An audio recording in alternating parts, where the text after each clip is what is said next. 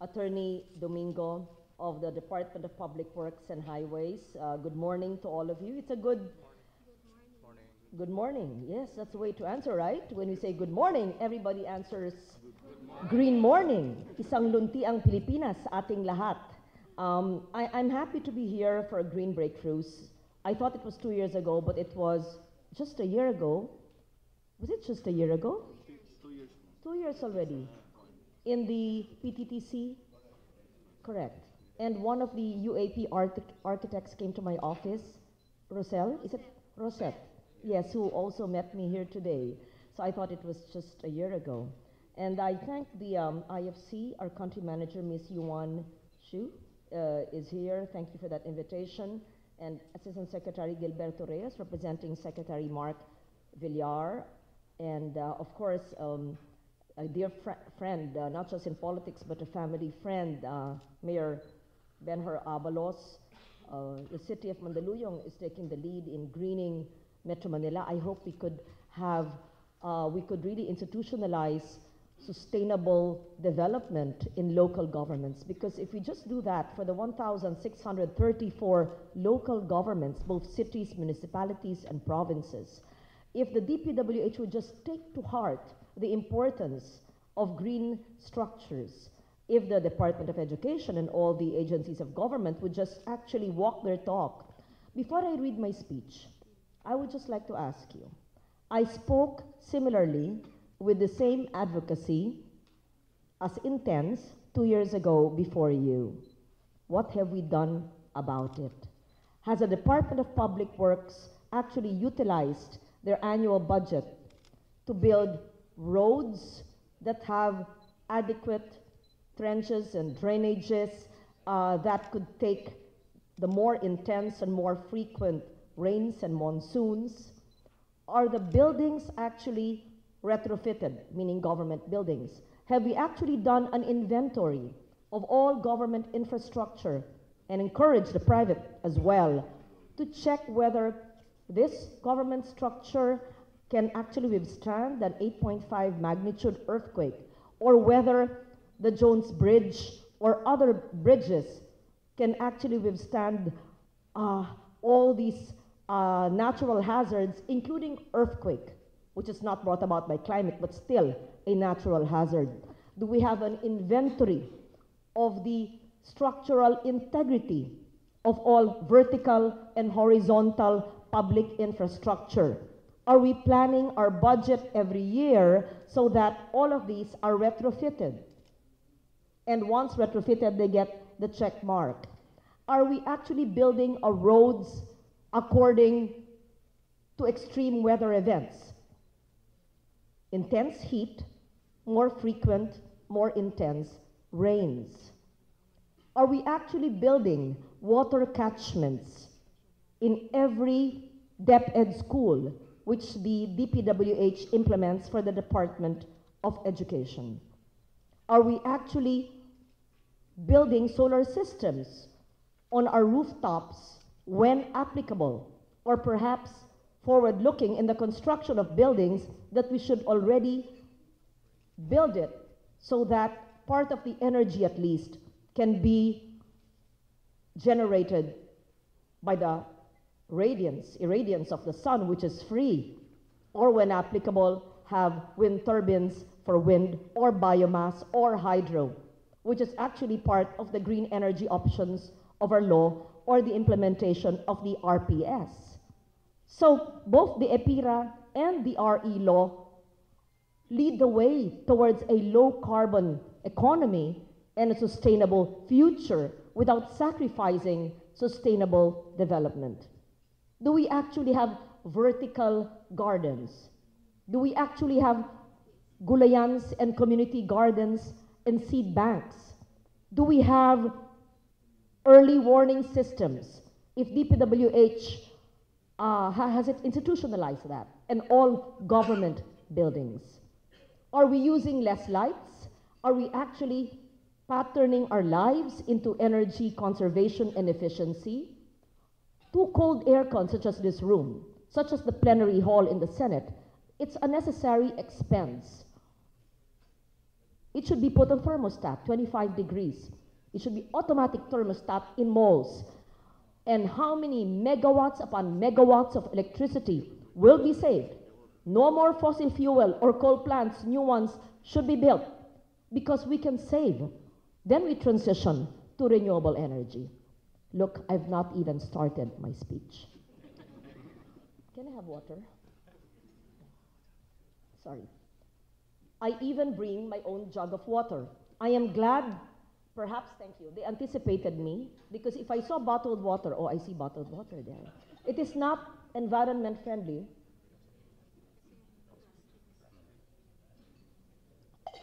To drink or to buy bottled water, because imagine, if all of us have to drink 8 to 10 glasses or bottles of water a day, with 100 million people, of course the poor cannot do that. How many bottles of water, and how do we actually dispose of it? It is about time that we think about the circular economy. Saan nagsimula? Saan magtatapos? You must be responsible for what you produce. The Ecological Solid Waste Management Law, or Republic Act 9003, is a 16-year-old law. Dalagita na po. I authored that in my first term. It was passed in January 2001.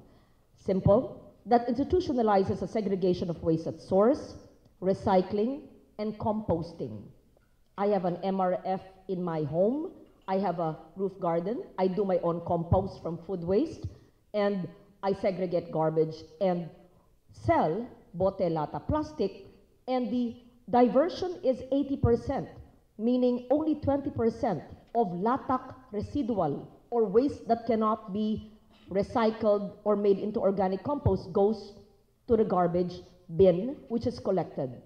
If everyone does that and implements my law, then the problem of open dumps, which is, by the way, illegal and outlawed, will not happen. The not in my backyard syndrome, where open dumps or landfills are located, will not happen. Environmentally engineered sanitary landfills are allowed, but iilan na lang ang mapupunta sa landfill dahil ginawa na po nating organic compost or abono. All food waste and twigs and dried leaves and anything biodegradable is free organic compost. Why buy chemical compost when you can do your own organic compost? Land from the earth to the earth. Do you have water catchments in your homes? Doesn't have to be high-tech. I'm not an engineer. I built my own water catchment. Yung alulod ng bahay, linagyan ko yan at pinahulog ko sa isang catchment na akong gumawa. I looked at the lowest level where it goes. Linagyan ko ng gripo at yun ang panglinis ng kotse at pangdilig ng aking gulayan. Makes common sense, right? I'm not an engineer. I'm not an architect. I just have common sense. And I care. The most important is you care. You care about yourself, your family, your community, the environment, and the next generation. So, I have not started. I'm tempted not to read my speech and to just talk to you this way. So, having said that, thank you. Has DPWH done so? Has a DepEd done so? Has the UAP done so in the private sector? Is that Bong Liedo? Hi, the best banker in the world. Yes, okay. Because BDO is very supportive of renewables, and I know that for a fact. So I hope that climate finance in the domestic sector will be like BDO, right? Okay, that's an endorsement. So, and they're very efficient, yes, okay. So, my standing before you today, despite the fact that I'm supposed to be in the Senate for our budget and for the train, the tax reform at 10 o'clock, but because it's IFC and it's green breakthroughs and it's green architecture, it's so important to me. But all this talk and all this clap and these smiles and this passion would be to naught if we don't walk our talk. The time for talk is over. And the time for action was yesterday. So, whether it is a bahay kubo or a building, or a vertical or horizontal structure, all of the elements I mentioned must be there. Just in Bonn last week, where I headed the Philippine delegation to the climate talks, and I was appointed by the UNFCCC as their NAP champion, meaning adaptation champion. What does it mean? Adaptation is part of resilience, meaning we should know what are the mechanisms so that we can adapt to climate change. Again, what does it mean? Example, adaptation would mean water catchment. Sayang ang tubig ulan. Gamitin kaysa galing sa gripo. When you think about it, why should you water your plants with chlorinated water that you pay for when the water can actually come from nature and from the rain? Which is, I built an above ground water catchment, alulod ng bahay diretso doon. At the back, I built at the lowest ebb, nagbabaha sa garden. Utak lang. I dug an underwater cistern and connected a pipe to a old, yung antigong luma, 20 pesos, I mean a few thousands of pesos, pinabili ko sa Binondo, hand pump. And so I have back and front, rainwater, yung galing sa drain, and I use it to water the plants. And so hopefully my water bill will become half. And of course, my flat roof, half of it are solar panels, courtesy of my brilliant entrepreneurial son, whose banker is Bong Liedo. And half of it, which was previously unused because the air conditioner, what do you call the air condition parts are there, equipment, but I put bahay kubo vegetables on that roof garden. So everything is used hanggang roof garden, and I go up the roof and I see, and I harvest kangkong, talbos ng kamote, which I eat every morning. So with these anecdotes, I hope you see the kind of life that we should all live. It doesn't have to be grand, it can be simple, but it should be sustainable. And so our event today is a testament to our commitment to sustain our efforts towards a cleaner and more sustainable Philippine economy. This is the only viable direction, especially for a climate vulnerable nation like the Philippines. A green economy allows us to transform towards a climate smart and climate resilient nation. If we want to sustain this path, we need to scale up green financing for adaptation and mitigation measures that will further enable us to protect our environment and our people's lives and livelihoods. Livelihoods, 98%, if I'm not mistaken, are actual micro MSMEs, and I'm the author of that law two terms ago in 1998. The MSME, that's so important, but more of the MSMEs are very vulnerable, so we have to make sure that they are protected. As we go through with our event today, perhaps our discussions should not only focus on how we could enable green financing in all sectors in our country, but also how we can sustain it. First, we should be aware of it, which we are, that's why we have these events. Second, we should make sure we access it, and access it not only to the big guns, but also to micro and small and medium enterprises. And third is to sustain it, not just start it, but to sustain it. Green financing essentially means investing on projects that preserve our environment, address our climate and disaster risks. It supplements existing government-funded projects by encouraging private investments in order to maximize our nation's capacity to protect the environment and address climate change. Our national development plans and international commitments already encourage the promotion and the advancement of green financing in the Philippines. As I mentioned earlier, we have the 2008 Renewable Energy Law that provides for the full development and the use of RE in our country. Just recently, the Green Jobs Act, companies that create employment which contribute to preserving the quality of our environment, can avail of the tax incentives and duty-free importation of equipment. We have these laws that mandate the installation of solid waste management facilities and rainwater collectors, which I mentioned. The Rainwater Collection Act was in 1989. That's not my law. I was not yet a senator. I was very young then. And then the 2001 was the ESWM.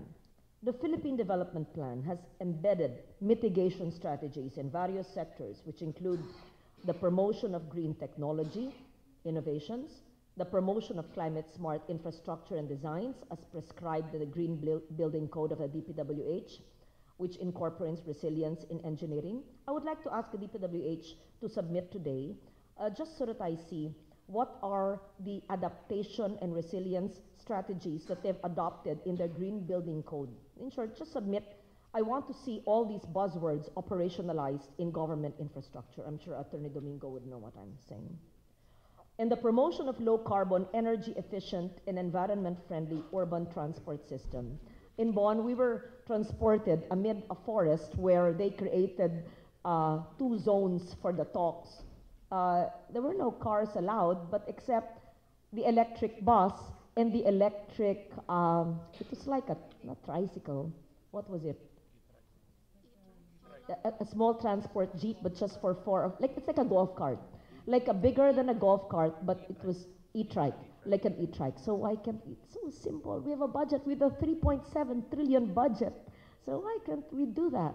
Gusto natin yung buga ng mabahong hangin, which violates the Clean Air Act of 1998. So we have a right to fresh quality air. We have a right to silence sound pollution, air pollution, the scum and squalor of our rivers and canals. That's our daily grind. That's a violation of human rights. We who live in Metro Manila, our rights are violated every day with a kind of dire environment we are faced with. Nasanay na lang tayo kaya tinitiis natin. But it should not be that way. So, we have a low-carbon, energy-efficient, and environment-friendly urban transport systems. That's what we should do. The NDCs was mentioned earlier by our Assistant Secretary, are nationally determined commitments, which is part of our Paris Agreement, which was ratified this year by the Senate, sponsored. This is our roadmap on how we intend to transition towards a green economy. Our final NDCs will lay a menu of climate change projects for anyone to invest or undertake in support of meeting our mitigation goals, which was committed among nations under the Paris Agreement, so that the total emissions, not just of the Philippines, which is not high on GHG, 1/3 of 1% is our contribution in the world, but the less than 2% is a commitment of the world, especially the industrialized nations. But our NDCs alone would prove the demand for green investments now and in the future. Aside from the needs of the building sector, there will be transition plans for other sectors. Agriculture, waste is so important, industry, transport, forestry, energy is so important. If the cost of renewables, which it is lower than fossil fuel, why would we not shift to renewables? Let's not even talk about environmentalism. Let's not even talk about climate. If it's already at parity or even lower, and there are batteries for sustainability, so the issue of intermittence is addressed, then why don't we do that? What's clean and sustainable and healthy, and not do the dirtiest fossil fuel, which is coal.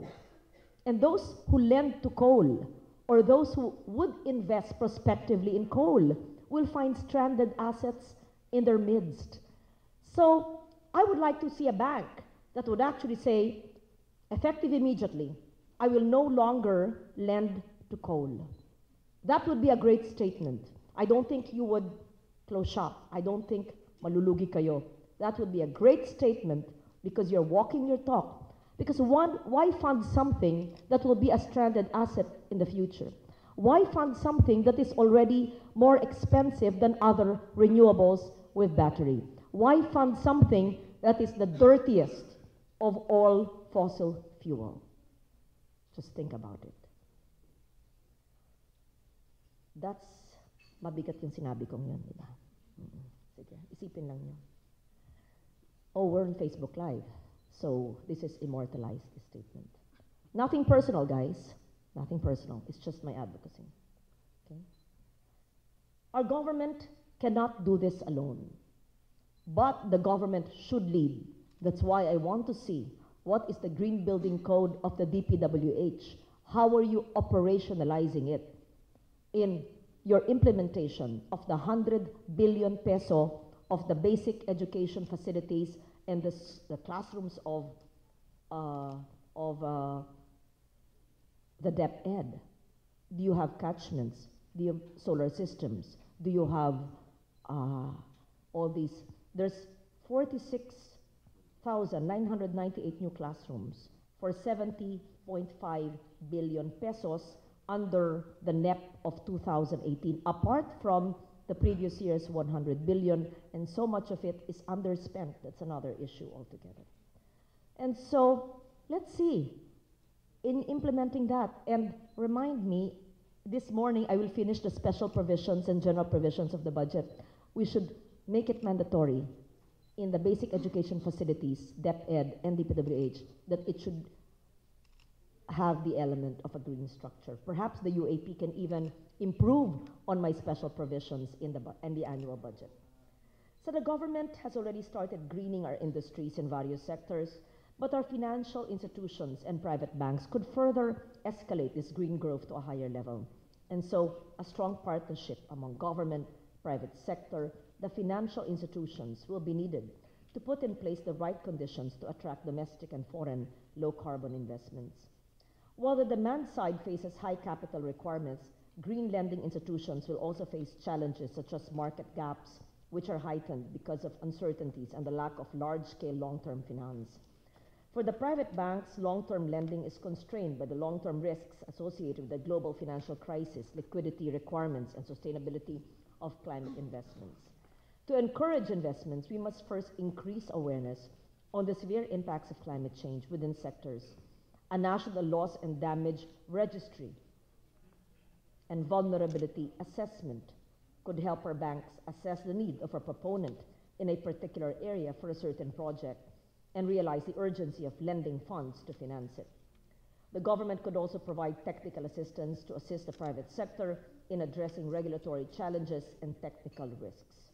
And the government may also share the cost and risk in these climate investments. A Philippine Green Bank is something we're also looking at, and this would take legislation, and of course the approval of the DOF and the cooperation, which would have a natural bias to finance green projects that could be developed. If you have your taxes on fossil fuel, then that could be used to start out perhaps the green banks. So I can go on and read all of this. I could talk about the Green Climate Fund, a $100 billion fund, which the UNFCCC has created from industrialized nations so that the vulnerable nations can access it. The Philippines is in the process of getting accredited. The Department of Environment is the national designated authority. Projects from the government and the private sector must be submitted, and there's a long, arduous process of the GCF, Green Climate Fund, which is based in Korea, so that a country like the Philippines can access it. There's the Adaptation Fund of the UNFCCC. All these funds, but are we actually funding the right projects? Are we actually utilizing it? Not a single Philippine entity has accessed the Green Climate Fund, but countries like Mongolia, Vietnam, Bangladesh have done so. So there's so much in the world and so much in our country. We just need to realize it's there and to know how to build capacity to shepherd our institutions in the process. I think it was some months ago when I hosted a green finance training, workshop, lecture, and I brought in the GCF executives from Korea and invited some of our banks to be there. So we see that there are all these great opportunities, and sometimes we're just overwhelmed by it all. Green buildings, green structures, green finance, innovative green financing, and all of that. At the end of the day, we can actually simplify, and I will simplify my many statements with a few things. First, the availability of financing for green projects, micro enterprises, or big corporate projects, or major industries. Second, the shift towards a low-carbon economy that does not equal slow growth. In fact, a low-carbon economy would be healthier and better for a people, which means better growth. And second, the availability of funds all over the world and the access of these funds through governmental capacity building for institutions in our country. And third, in our everyday life, since we know what to do, let's start with our homes, our barangays, our communities, our schools, structures, buildings where we live. I've always said that adaptation is local. Ang pagtatayo ng ESWM, MRF, Material Recovery Facility, ang pagtatayo ng water catchment, ang pag-institutionalize ng early warning systems, ang pagtatanim ng gulayan sa backyard man o sa roof, ang paggagamit ng renewable energy, ang paggagawa ng seed banks o ng pagtatanim ng simpleng indigenous vegetables, ang pagre-recycle at paggagamit ng mga recycled materials. These are just some of adaptation mechanisms towards climate change. All adaptation is local. Perhaps I could venture by saying all adaptation starts in the household. But adaptation is so important because it makes us a more resilient community. With that, I thank the IFC and the DPWH and the UAP for inviting me here today. I apologize I cannot stay on for your panel discussion because of work that awaits me both for the tax reform and our annual budget. And I hope you invite me again next year and give me a scorecard of how we've done. Have we financed more green investments? Have we built our classrooms better to have water catchments and gulayan sa paaralan and solar systems? And are our buildings retrofitted and the bridges that our people use every day and so on? And perhaps even lavish hotels such as the Shangri-La could rethink the utilization of so much lights. I'm sure it's all LED, or even scaling down the air conditioner to thermostat, which is also part of the law, the energy efficiency law, which I'm authoring in the Senate. So thank you for bearing with me and my numerous lectures all the time. I hope I don't sound like a broken record. I hope that whatever I say is actually implemented in our lives, in our daily lives. But I always believe that when you have an advocacy and you pound it in the head every day, every time, then soon it will become a way of life. That's how I started with my climate change advocacy 30 years ago. I would always talk about that. When I started talking about disaster risk reduction 10 years ago, I would always talk about that. They would say then, ano yun, climate change? Ano yun, DRR? Ngayon, ano yun, adaptation? Perhaps in 5 years, 10 years, yun palang ibig niyang sabihin. And so, thank you once again. Isang lunti ang umaga po sa ating lahat.